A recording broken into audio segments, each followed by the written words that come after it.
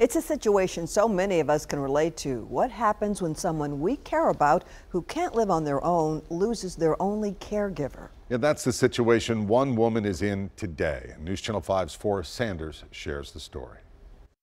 Did you just say winter chicken dinner?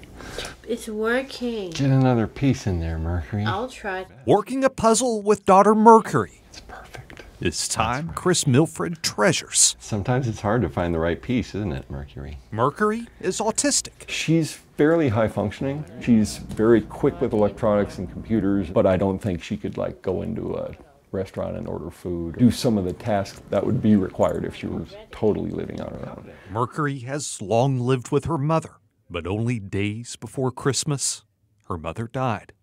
Mercury was sitting there with her, and she was probably there a few hours before my friend had come, and so she was sufficiently traumatized. She wanted to go back and see her mom, and they wouldn't let her in the room.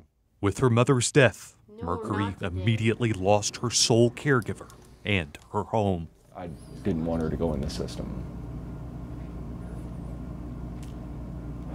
Just couldn't let that happen.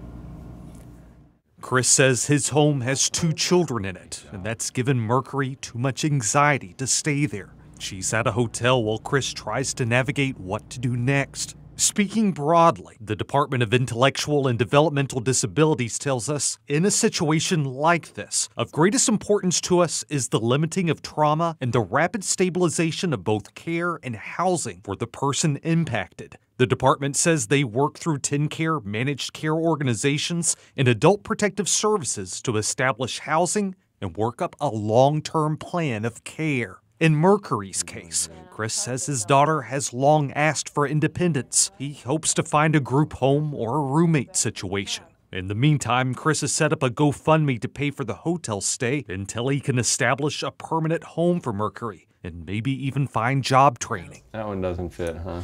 High five. Doesn't one fit Lux? I'm humbled and grateful by all the support we've received. I'm Forrest Sanders, News Channel 5.